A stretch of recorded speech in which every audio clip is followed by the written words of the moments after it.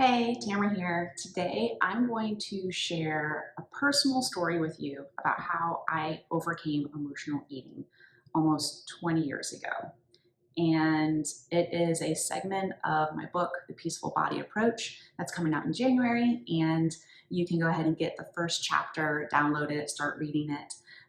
The link is in the bio, it should be popping up somewhere around here. But this was a real turning point for me. This one day when I was 24 years old, something was really bothering me. I don't remember what it was, but I remember being really angry.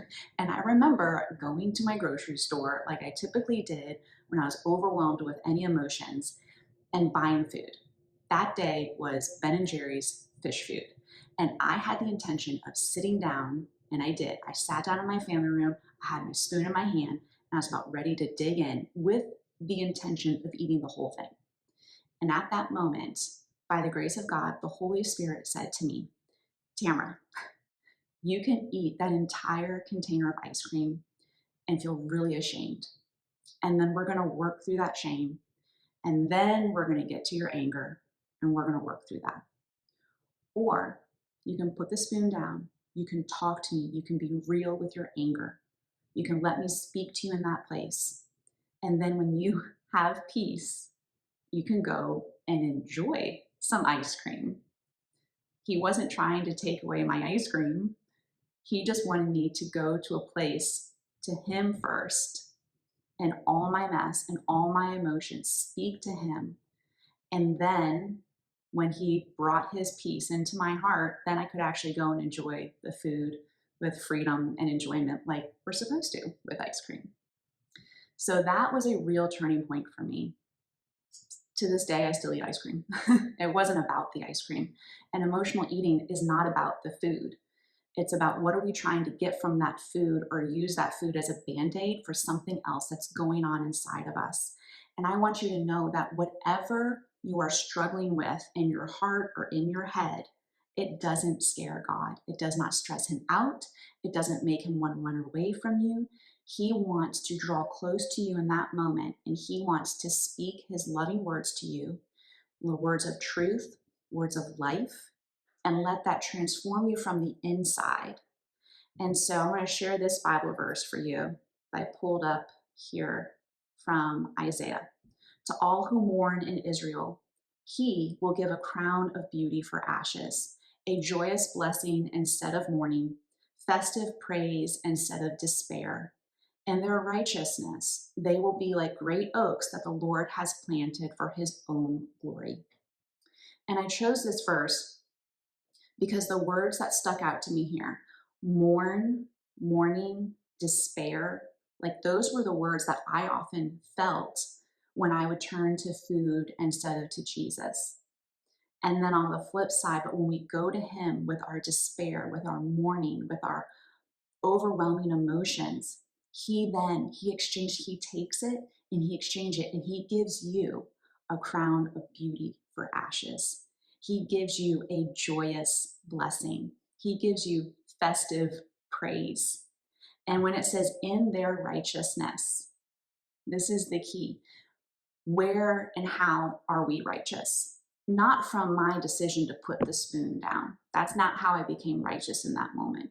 The righteousness came from the moment a few years before when I came and I gave my heart to Jesus. And I said, Jesus, I cannot heal this eating disorder that I have. I cannot stop going to food for comfort on my own.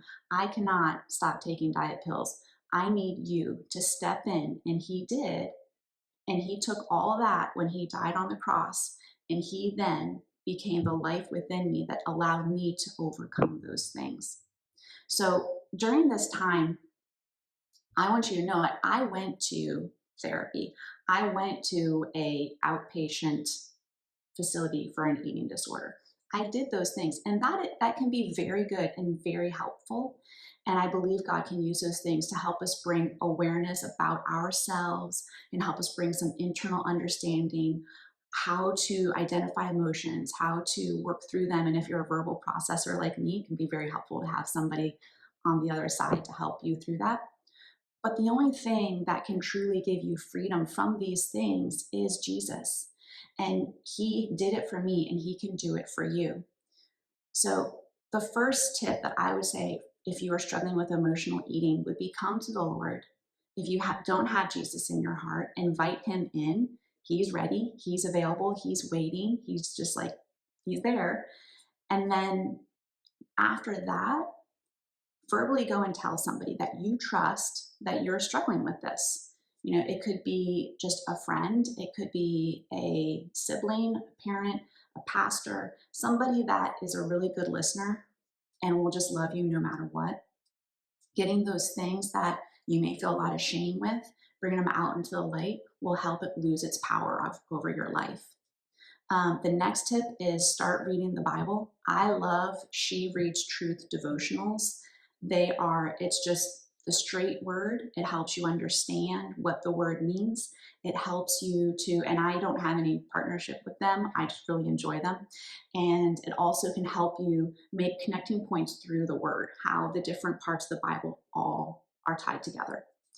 The next thing I would do is to pray and just ask God for his strength to come into you and to help you overcome and to help you in those moments where you're about to dig in, you're about to go to food.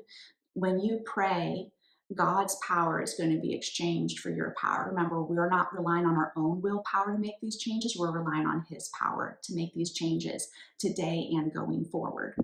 And then also keep a journal. There may be some patterns. You know, if you really can't pinpoint what is leading you to do these things, even after, let's say, you went and you ate emotionally and then you're like, oh, I made the mistake.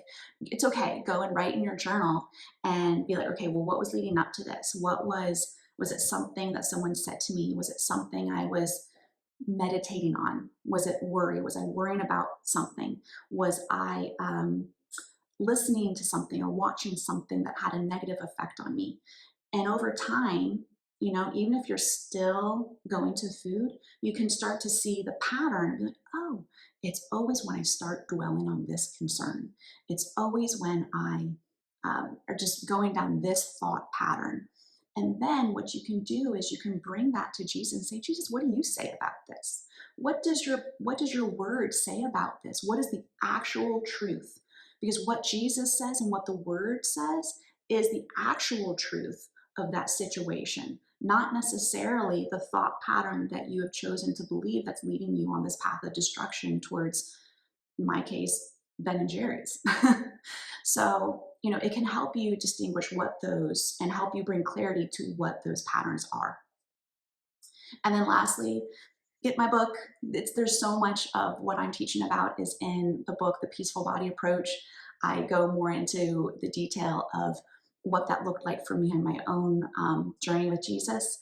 And you guys, I was 24 years old on that day, and I am way past that, almost 20 years past that. And I can tell you that moment was truly a turning point where this is not a struggle of my life anymore.